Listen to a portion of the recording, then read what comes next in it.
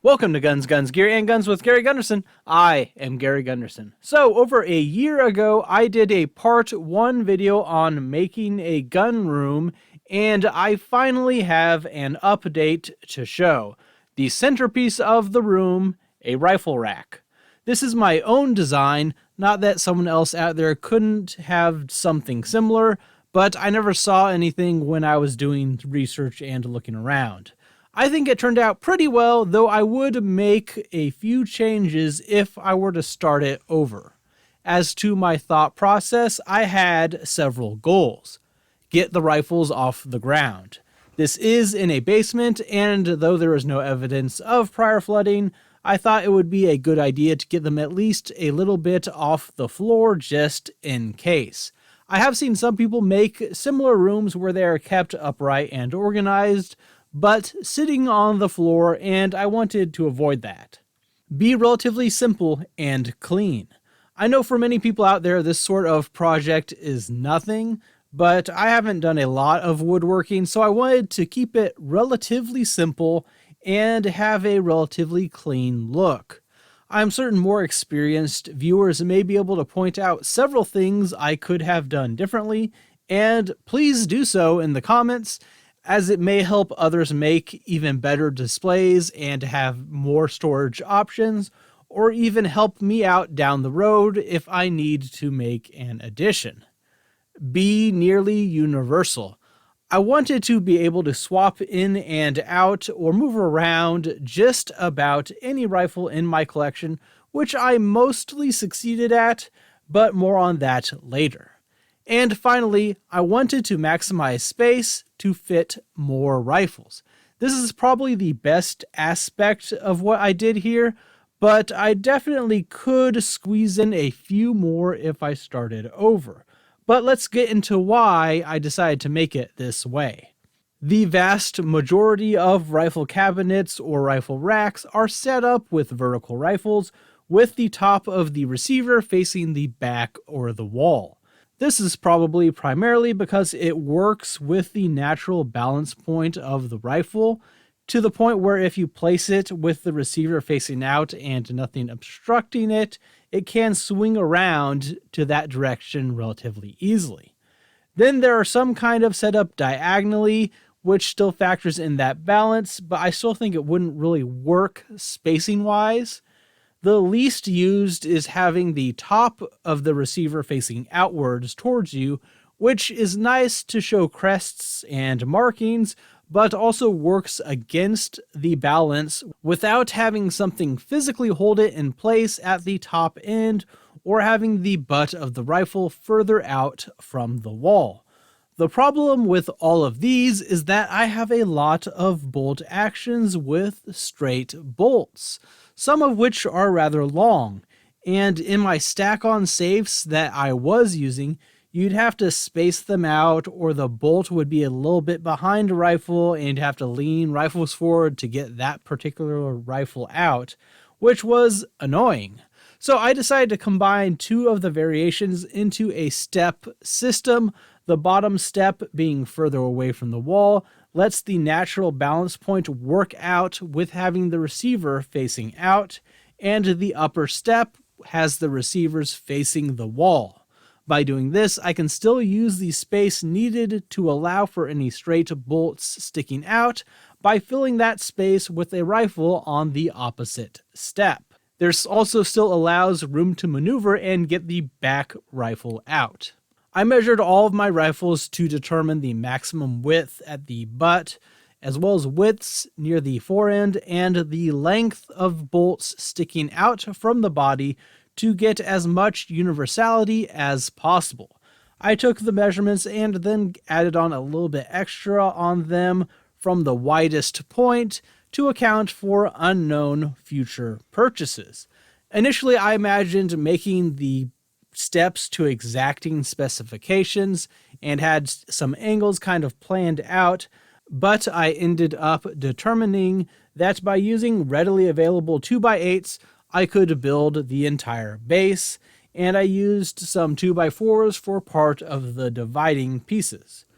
First, I used a box to model how it would look, And then I built a really quick and dirty 3D model to kind of measure it out properly. And then I used that to build a small proof of concept version just to verify that everything I had was correct and that the 2x8s would work. And though part of the stalks stick out past the bottom step, it did work. And here's where I made my biggest mistake in planning. I should have made the openings and separating areas the exact same width, so there's a 1-for-1 on top and bottom. I made the openings wider than I needed. If I'd made them the same, it would have had exactly equal spacing, but I didn't do that, missing the forest for the trees type thing.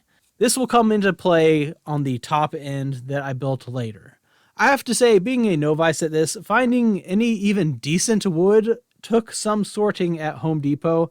I don't know if that's a normal thing or just local, but took quite a while to find anything even halfway good, and I just kind of gave up and said, okay, these will work. I sanded, stained, and finished all of the pieces before assembly. The overall width was a little under 8 feet, so I sawed off a little bit on the ends. I cut all pieces according to my measurements and made some wood pieces to represent the butt width to place between the dividing pieces to keep consistency as I assembled it.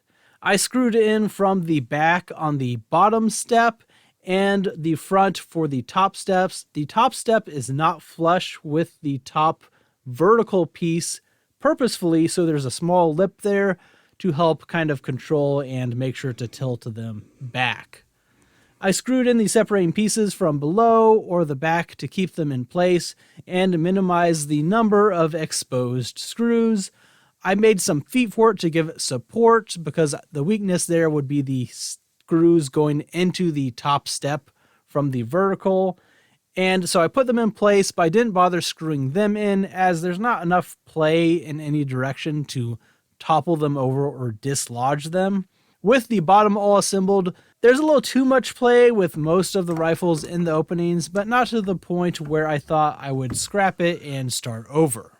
For the top, I decided to go with some fence planks as the base, as they were thin enough to not change the balance point of the rifles leaning against the wall, but they were also thick enough that I could simply stick in dowel rods to divide the rifles and keep them upright. I had multiple issues of my own making here. First off, I was using 1/2-inch dowel rods and I used a 1/2-inch drill bit, but I noticed after a few holes I clearly was not drilling perfectly straight.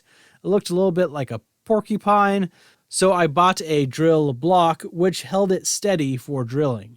Then I made another error, which I did not notice until I finished and installed the top portion. As I started putting in rifles, they started leaning more and more because I had messed up a measurement since the top and bottom steps were not exactly 1-to-1. So I basically scrapped that entire top, saving the dowel rods, and started again.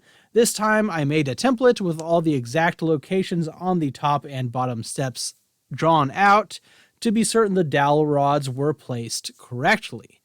They are not all quite evenly spaced. There's a little bit of differences here and there, but it is hard to tell at a glance. It keeps the rifles upright, and they still fit pretty well. All in all, I fit 47 rifles in this space. The dowel rods are also not glued in place or anything. They are just tight enough from the straight hole and extra layer of stain and finish. I had to use a wooden mallet actually to hit them into place, and there's no real wobble except for maybe one. The others are really solid. I am probably about $200 in on the project. I didn't keep an exact figure, maybe a little bit more for the extra fence planks that I purchased and had to redo, but this also includes the stain, finish, drill bit, and a few other things as well. A few things to note: the M44 is too thick at the fore-end to fit, so I had to deploy the bayonet to get it in there. And I have several carbines in a row, and on the bottom step, some of the carbines are not tall enough to be held in place by the dowel rod, which is what I meant when I said it has pretty much universality, but not complete. If they're on the top step, they're fine, but some on the bottom steps don't work. In some cases, I can fit it on top of the divider in between, but I'll probably leave it as is. I have a few of the rifles with bayonets on here, and they mostly work, at least on the top step. And it actually works here with the Moss 4956 to help keep it in place since it is shorter. Also, slings are kind of a hindrance here. I actually don't have too many slinged rifles compared to the number in my collection, but most of the time, if it's extra tight or awkward, it's due to the sling. I'm not 100% committed to how I have the rifles organized right now, and I'll probably change it. I have it grouped by country, but right now also some of the carbines I basically skipped the bottom steps so that they'd be properly secured with the dowel rods, so it's not even perfect in that sense either. Kind of sad and kind of good as a collector, I guess. When I began designing this more than a year ago, all of my rifles were going to fit, and now they very much do not. So I'm still using my stack on cabinet and even the little proof of concept piece for now. Down the line, I may have to do something else to help keep it organized as the collection grows, but this did help quite a bit and will let me organize the rest of the room, which is mostly what I am down to.